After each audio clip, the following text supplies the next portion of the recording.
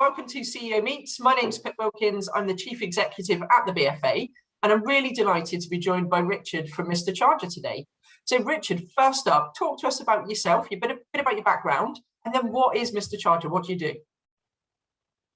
Yeah, sure. Hi there. So my name is Richard Bills. My background, I guess before we started Mr. Charger, I used to work in banking and finance. And it was my business partner that came up with the idea to start Mr. Charger back in 2016. So a bit of a journey over the last few years to basically learn about the industry, retrain from a different industry, and then build the business and then start on a journey into franchising. So what does Mr. Charger do?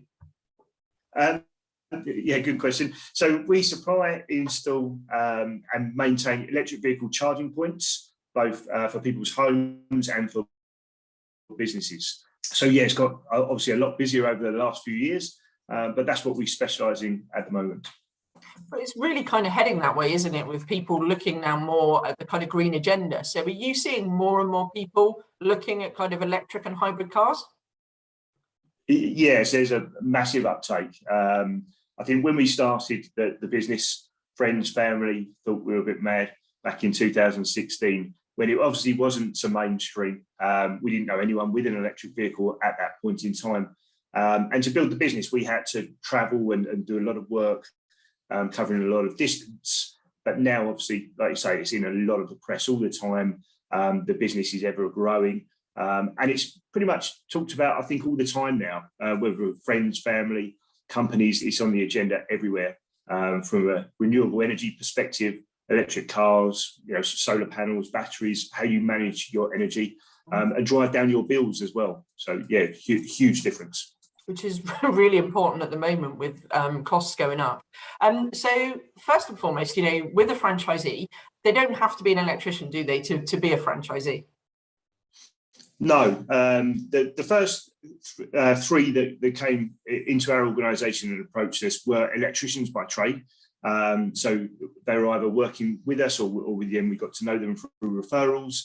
But the construct of our business and any other franchise, they don't have to be an electrician. We provide full training to the owners and the engineers. We now have 15 franchisees signed up to Mr. Charger, and there's a complete diverse range of business owners within our group. So yeah, we're able to facilitate anything. It's more about the soft skills and their passion, their energy for renewable energy and for Mr. Charger and our customers. Okay, so what are those kind of core skills that you're looking for then? If I wanted to buy a franchise with you, what kind of things would you be asking and looking for in me to make me a successful Mr. Charger franchisee?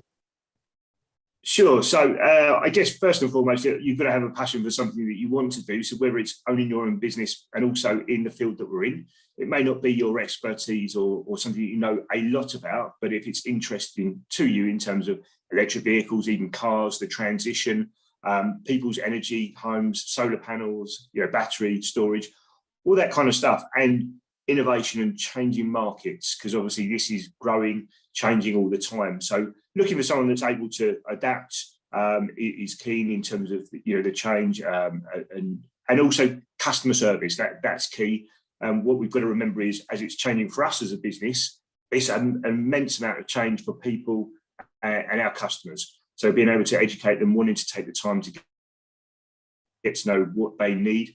They're the sort of qualities that we're looking for, really. Obviously, sales is good, but it's more customer service and coming across as wanting to help and be in the industry and innovative products. Cool. So what does a typical day look like? Am I a franchisee that's going to be out there installing these things, or am I going to hire people to do that for me? Yeah, so probably very, very changeable. So if you're obviously hiring an engineer to run to install and you're going to run the business, you're going to have multiple hats on. You're obviously going to be learning the different charging points that we install, whether it be domestic or commercial. The software that we have that operates the charging points so that people can monetize them, they can charge people to use them, or even just in businesses if they want to put them as free to use, permission different people, learning how all that works, and then looking at where they can facilitate customer growth, looking at how they can build their team, whether it be office or engineer field-based teams. Mm-hmm. And then looking at the products and services. So, if we've got customers that have had the units fitted at their homes or in their workplace, how do we support those once they're in place so that we make sure that they're always operational and then maintained electrically as well. So, a lot of different things, a lot of variation. We've got some really cool things that the franchisees have done and our network have done in terms of promoting and going to industry events. There's so much going on that's really exciting that they've attended. They've had stands and banners made up and really building relationships across the industry. Fantastic. And what does it look like, the split between kind of domestic and commercial? It's more weighted to obviously domestic from our business at the moment, but commercial is still a big factor. It's probably around about 75-25% domestic versus commercial. Commercial being much more complex in terms of the scope of work, the time that it takes to get a project over the line. But we've done a lot of different varied commercial installations. We've got nationwide partnerships and supplier PSLs that we are part of and on those programs for big corporates.